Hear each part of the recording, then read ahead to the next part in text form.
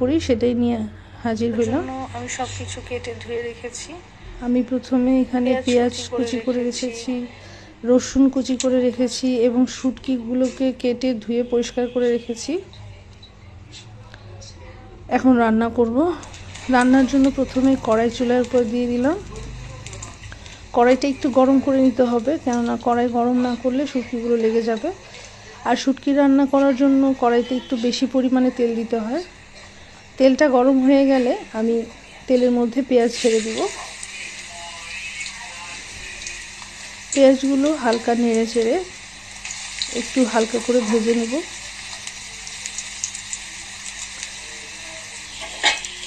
লইট্টা শুটকি ভুনা অনেকেই পছন্দ করে খেতে। পেঁয়াজগুলো হালকা ভাজা হয়ে গেলে আমি এখানে রসুন কুচি এবং কাঁচামরিচ কুচি দিয়ে দিব।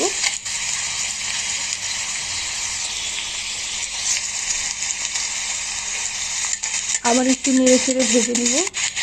হালকা ভাজা হয়ে গেলে এই রসুন কুচি এবং পেঁয়াজ কুচির মধ্যে আমি কেটে ধুয়ে রাখা লইট্টা শুটকিগুলো দিয়ে দিব, শুটকি মাছগুলো।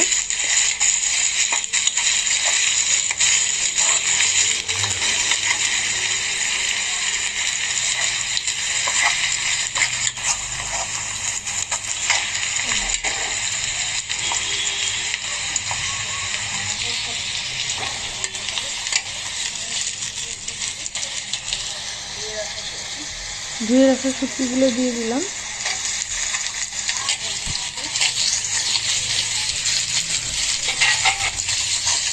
এবার শুটকি মাছগুলো পেঁয়াজ আর রসুনের সাথে একটু ভালো করে ভেজে নেব। একটু কিছুক্ষণ ধরে ভাজতে হবে, কারণ না ভেজে নিলে শুটকির মধ্যে একটা কাঁচা গন্ধ থাকে, সেই গন্ধটা থাকবে। একটু ভেজে নিলে তখন আর গন্ধটা থাকবে না, শুটকিটা খেতে ভালো লাগবে।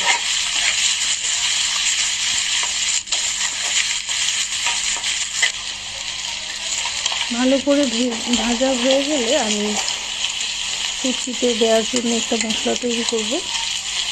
মশলার জন্য আমি শুধুমাত্র রসুন, এই মশলাটার মধ্যে আমি শুধুমাত্র রসুন বাটা আর মরিচ বাটা, লবণ এবং হলুদ আর একটু পানি দিয়ে মিক্স করে রেখেছি। রসুন বাটা আর শুকনো মরিচ বাটা, হলুদ আর লবণের মিক্সটা আমি শুটকির মধ্যে দিয়ে দিলাম এবং ভালো করে কষিয়ে নিব। শুটকির সাথে এই মশলাটা ভালো করে একটু ভাজা ভাজা করে নেব, যাতে মশলার কাঁচা গন্ধটা চলে যায়।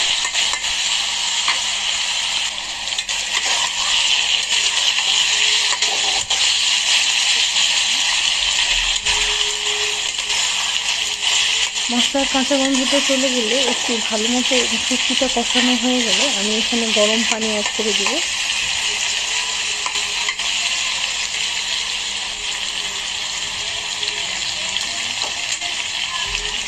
আমার শুটকিটা প্রায় ভাজা হয়ে গেছে বা মশলার সাথে কষানো হয়ে গেছে। দেখতে পাচ্ছেন কি সুন্দর করে আমি শুটকিটা কষাচ্ছি।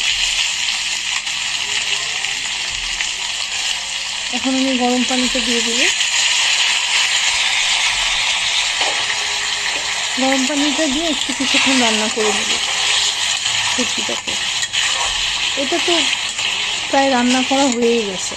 জাস্ট আমি শুটকিটা যাতে একটু সফট হয়, নরম হয় এবং শুটকিটাতে কামড় দিলে যেন খেতে ভালো লাগে, রসালো লাগে, জুসি লাগে শুটকিটা, আর এই কারণেই পানিটা দেওয়া। এই পানিটা ভালো মতো একটু জাল করে নেবে, মানে একটু ভালো করে রান্না করে নিলে শুটকিটা নরম নরম হবে। আর তেলটা যখন উপরে উঠে আসবে তখন আমার রান্নাটা হয়ে যাবে। হ্যাঁ, আমি কিছুক্ষণ রান্না করে পানিটা শুকিয়ে নিয়েছি। হালকা গা মাখা ঝোল রয়েছে। হয়ে গেছে আমার শুটকি রান্না। এই শুটকিটা খেতে খুব ভালো লাগবে, কেননা এখানে শুটকিটা খুব নরম নরম হয় আর শুটকির মধ্যে একটা জুসি ভাব থাকে, এই জন্য গরম ভাতের সাথে খেতে ভালো লাগে। এই যে আমার শুটকি রান্না হয়ে গেল। এই একটা রান্না থাকলে আর কিছুই লাগে না।